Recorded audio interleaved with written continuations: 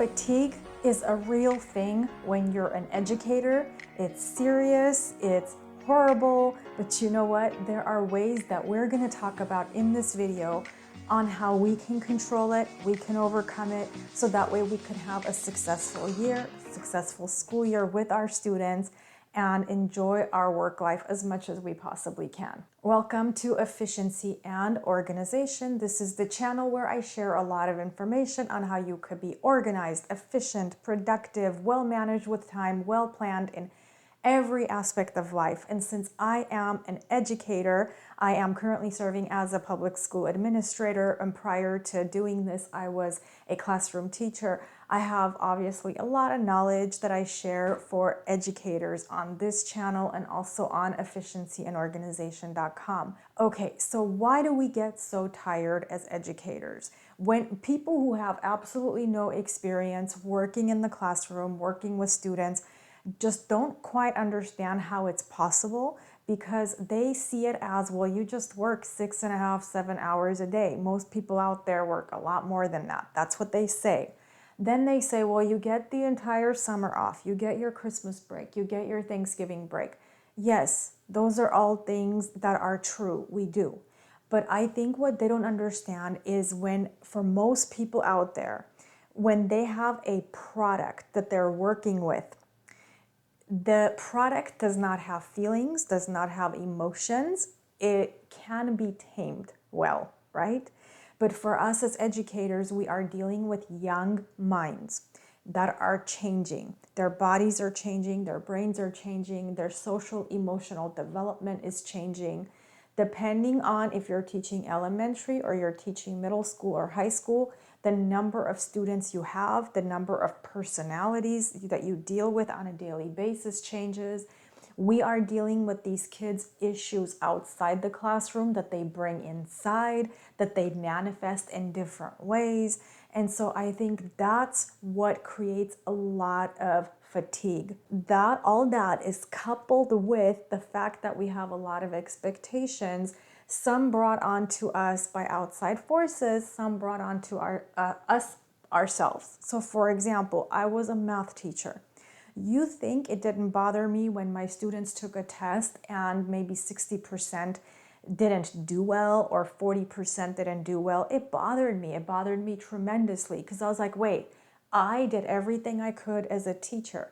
I was up there, I taught them step by step, and then they sat down. I even made sure that I checked for their understanding, all the little issues that I saw, the mistakes I was fixing, you know what I mean? So that bothered me, and that added to my daily fatigue.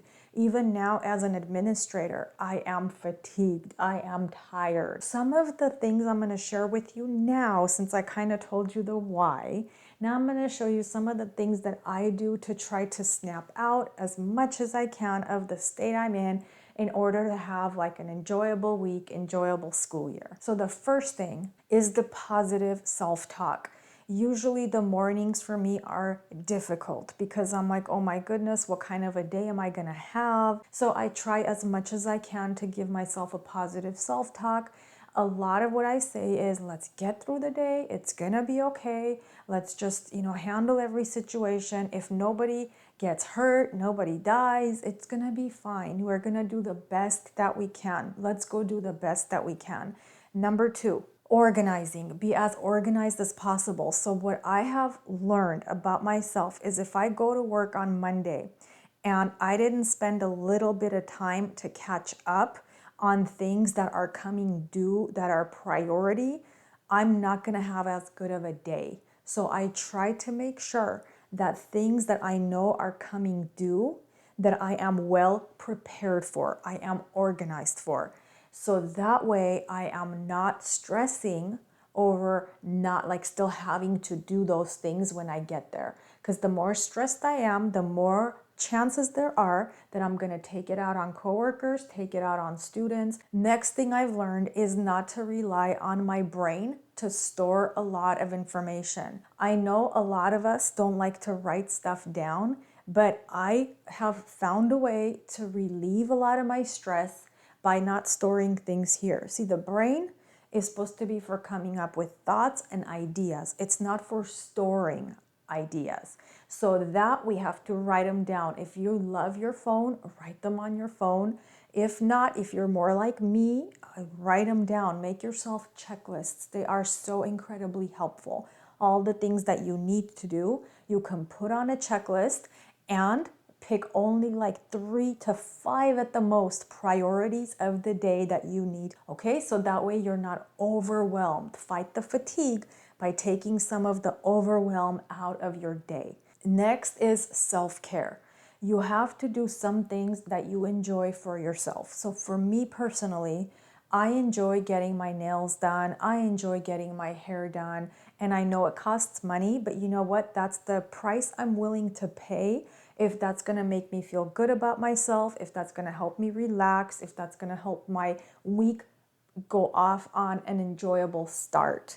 So whatever self-care works for you, do it. Even if that means watching like a program that you really enjoy, going to a theme park, going and sitting in your balcony or in your patio. The power of remaining calm and taking breaths. I didn't realize this until I was like in my late 30s, how powerful that could be. Telling yourself to stay calm, telling yourself to take breaths is very important to the way you handle the day, the way you handle fatigue. Just relax. You couldn't even use that motion. I do it all the time. I even do it with angry students who are in my office. I would just relax, take a breath, drink water if you need to, stay as calm as possible. Have a support system. So right now, we're post-pandemic. It's a very difficult time for a lot of us.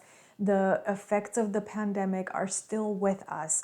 So what I do is on my drive to work each day, I call a friend who's also an educator and we just talk about stuff. Just that drive to work helps. We talk about the weekend, we talk about our families, what plans we have. And so even with people at work, you can do that, have a support system. My suggestion though is do not get involved in the negative not self-talk, but the negative conversations per se. Some people tend to be very negative, and if you're going to be surrounded by that, you're going to become negative. And my last suggestion, this helped me so much in my life. See what you could do, what interests you outside of your work. So here's why I'm telling you this. Like when I started to do my content creation business, it all started because I just wanted to write a book. When I wrote my first book, like just very quickly thereafter, I realized that I need to have a website, and that's when I created efficiencyandorganization.com. Once I started to write, fun that is for me, how calming and relaxing that is for me.